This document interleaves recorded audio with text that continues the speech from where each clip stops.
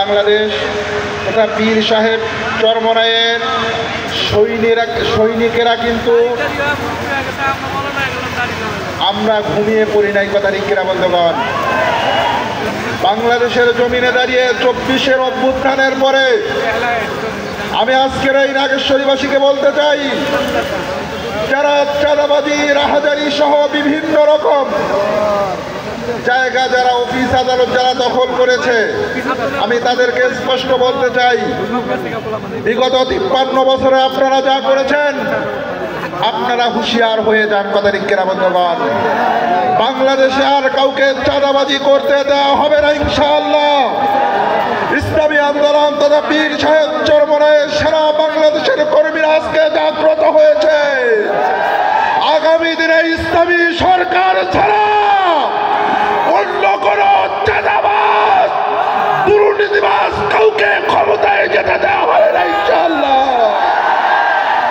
এ কারণে আপনাদেরকে সজাগ থাকতে হবে। নাগেশ্বরীবাসীকে আমি বলতে চাই, আগামী দিনের মার্কা হবে হাত পাখা মার্কা, কথা ঠিক কিনা বন্ধুগণ।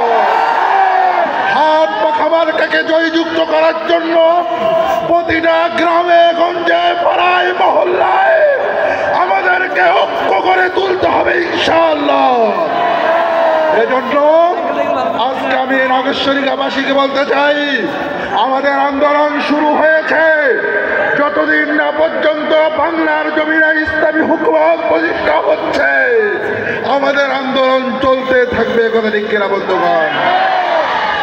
এক শ্রেণীর দুর্নীতিবাজ চাঁদাবাজরা ইসলামী আন্দোলনকে নিয়ে বিভিন্ন রকম কটাক্ষমূলক মন্তব্য করতে চায়, কথা ঠিক কিনা বন্ধুগণ। আজকের এই প্রোগ্রাম থেকে স্পষ্ট বলছি, ইসলামী আন্দোলনের নেতা কর্মীদের ব্যাপারে কেউ যদি চোখ রাঙ্গানি দেয় তাহলে তার চোখ উপড়ে ফেলা হবে।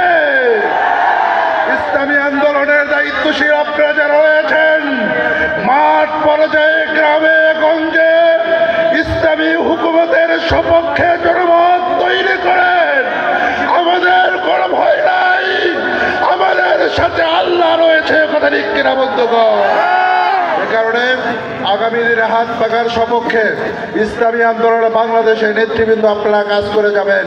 পুলিশ প্রশাসন সহ স্থানীয় সকল প্রশাসনকে বলতে চাই, ইসলামী আন্দোলন বাংলাদেশ এখন কিন্তু কোনো ছোট সংগঠন নয়। এ কারণে আপনারা আপনাদের গুরুত্বপূর্ণ পরামর্শে ইসলামী আন্দোলন বাংলাদেশকে সাথে রাখবেন। আপনারাও ভালো থাকবেন, দেশ ভালো থাকবে, জনগণ ভালো থাকবে, কথা ঠিক কিনা বন্ধুগণ। আমি আমার আলোচনার শেষ পর্যায়ে চলে এসেছি, সময় একবারে সংক্ষেপ। আমি বলতে চাই, আমাদের নাগেশ্বরী থানা শাখা ইসলামী ছাত্র আন্দোলন বাংলাদেশের বিগত যে কমিটি ছিল, জেলা সভাপতি কমিটি বিলুপ্ত ঘোষণা করেছে। আমি 2025